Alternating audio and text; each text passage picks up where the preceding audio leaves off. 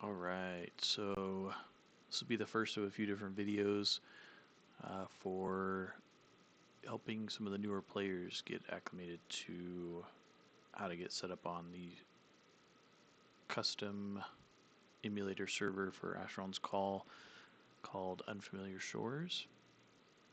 We're going to start off with character creation just to kind of dive right in. But basically, high level, this server, it's got a lot of custom aspects. It is part of the Dark Majesty timeline. It's not your typical end of retail that we've seen over and over again. I've played several iterations of that with some custom mods and had a lot of fun, and eventually just kind of get burnt out on the end of retail power of things.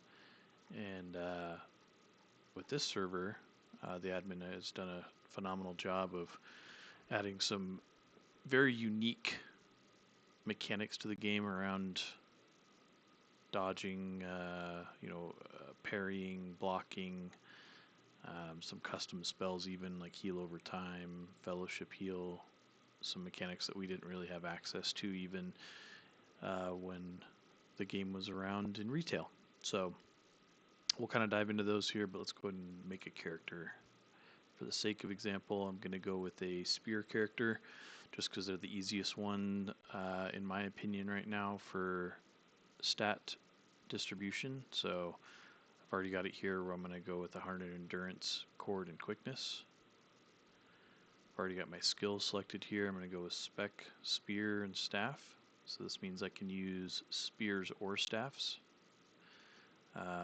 Obviously melee is a big one, being able to evade. Arcane lore is a big part of this server for activating and being able to buff yourself, because unlike end of retail servers where you have creature, item, life magic, that type of stuff, you do not have creature and item magic on this server. So the way you buff yourself is by getting banes that are on your armor already, or crafting them onto your armor, or if you're trying to buff your creature or life spells like your protection spells or any of your skills to be able to be buffed up, you have to get those on either jewelry or gear, or even on buff gems is the most popular way of doing it, which you can craft those as well.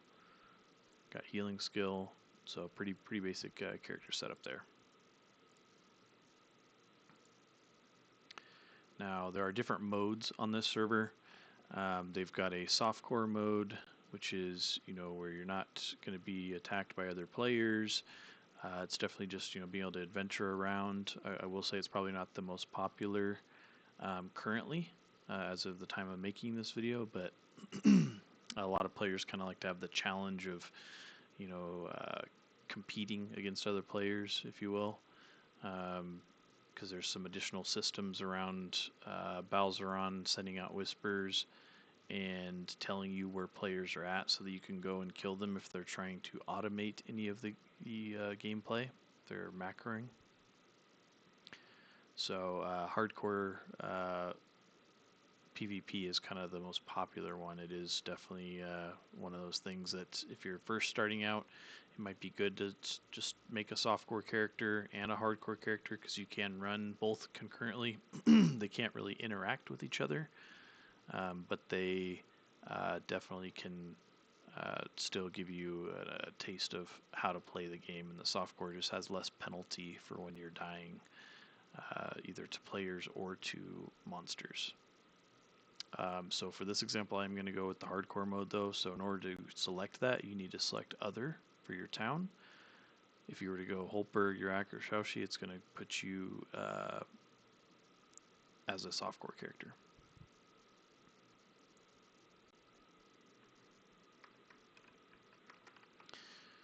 Just going to do a basic name for this one. Oh, it's because I have another hardcore character going. 1 second. Let me fix that.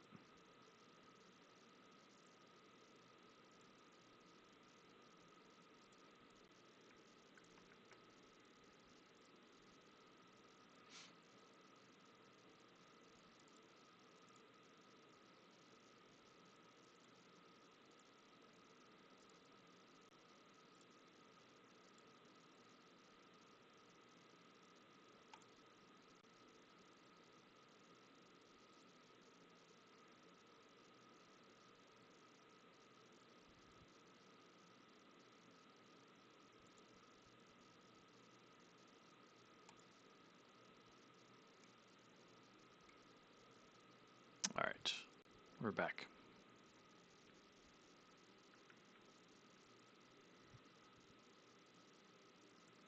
So this is the starting island for hardcore members. You can either do hardcore non-player killer, right, which then means you're not going to be able to be attacked by other players. That could be a fun option too to kind of practice hardcore. Otherwise, you've got your player killer one over here where you can fight against monsters throughout Dareth or other players. You've also got some gems over here, so every time you die on a hardcore character, you are brought back to this beach. You are only going to keep bonded items on your character. Anything that is not bonded will be lost on death.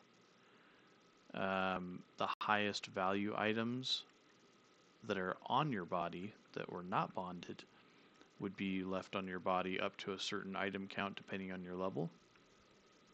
So again, very, very punishing system, but there is a way to get specialized gems where you can bond your gear. All quest items are also bonded. So like you'll see this one here, this spear that we're starting with, you wouldn't lose this on death. And yeah, probably the most popular way is just doing some of the entry level quests to be able to get gear that's bonded. That way when you die as a hardcore character, you still keep that on your character. Okay. So you've got skill changing right here. You can do either, forgetfulness. So if I had lockpick trained, I could pick up this and use that gem to untrain lockpick. Okay. We'll do that as an example. Use that, right? No longer have lockpick. Can retrain it. If I wanted to specialize it, I could then pick this up and use that to specialize lockpick. Right? I don't want to have that though. No reason to have it specialized right now. Back here is your attributes. So you can, if you want to move stats around, I can move, let's say, maybe 10 points because each of these are 10-point increments. And let's say I want to move 10 quickness into any one of these, 10 self. Okay. Use that gem on each other there, and now you're able to use it, and you'll see that my quickness dropped from 100 down to 90, self went up to 20. Okay. Attributes matter based on what skills, right? If you hover over it, melee defense uses quickness and cord, spear uses cord and quick. Okay. Again, very important if you're coming from an end of retail server to look at this stuff because the attributes are different, right? There was a lot of thought put into these, and instead of just using the typical end of retail attributes for each skill, there's a lot of thought put into how we can balance that so that it really makes you have to think about how you want to make your character. So lockpick, for example, instead of having cord and focus like you would on a retail server, it's cord and self. Arcane lore, instead of it being focus, is self. So definitely take a moment to look at that when you're making your character. There's some additional skills here. Armor skill that ties into the AL, so the armor level of the gear that you will find on monsters and whatnot. You'll want to have an armor skill either trained or specialized to be able to get the maximum benefits of that armor. Probably won't go down the list of every single one of these skills, but just if there's questions or whatnot, you can hop in the Discord and definitely ask if you want to know how any of these specifically work. But once you're done, and you made sure your stuff's all set up for your template, you'll use the throne here for this is again hardcore player killer version.